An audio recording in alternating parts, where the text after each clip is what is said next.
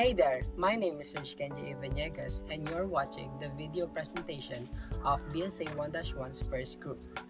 In this video, we are going to discuss the self from the perspective of sociology. For starters, classical sociological perspective states that the self is a relatively stable set of perceptions on who we are in relation to others, ourselves, and to social systems. In addition to that, it says that the self is socially constructed in the sense that it is shaped through interactions with other people. The first sociologist that we are going to discuss is Charles Cooley and his theory Looking Glass Self, which will be discussed by my classmate Joana here. The limelight is yours, Joana. Hi, I am Joana, and now I will discuss the three principal elements that Cooley wrote. First things first is the imaginations of our appearance to the other person, meaning the imagined effect of another's mind contemplation. Usually, we are abashed to seen as indirectly individuals. We tend to imagine, and so on, and notice the judgment of others' mind. Second is the imaginations of his judgments of that appearance. To make it simple, the way you think and imagine of how people recognize you affects the go-through about yourself. And last is some sort of feeling such as pride or mortifications that says one's self-consciousness allows them to reflect on ideas that are attributed to the other. To help you visualize it, here is a picture that depicts the theory Looking Glass Self. Here, you can see a figure standing in front of 4 mirrors, which reflects someone else's image of him back to him.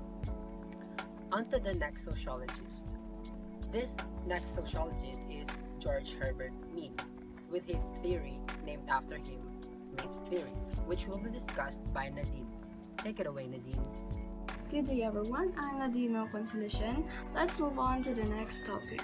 Sociologist George Herbert Mead has a popular theory called the Mead's theory.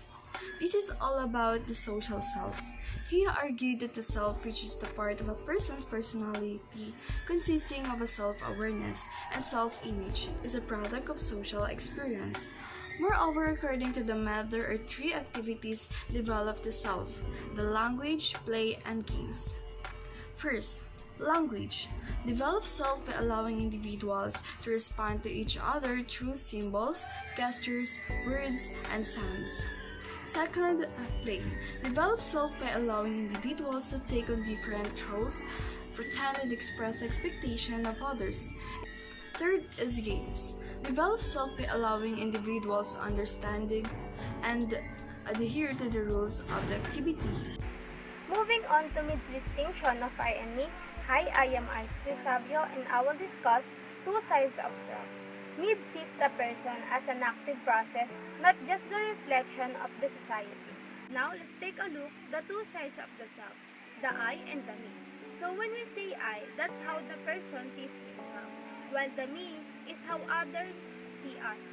The major takeaway that I want you to have from this lecture is that although the self is connected to the society, do not forget that you are a separate entity and that you are free to have your own beliefs and your own values. Good day everyone, my name is Marco James A. Peñaranda and I'm here to discuss the 3 parts concept of the looking glass self, who holds our reflections.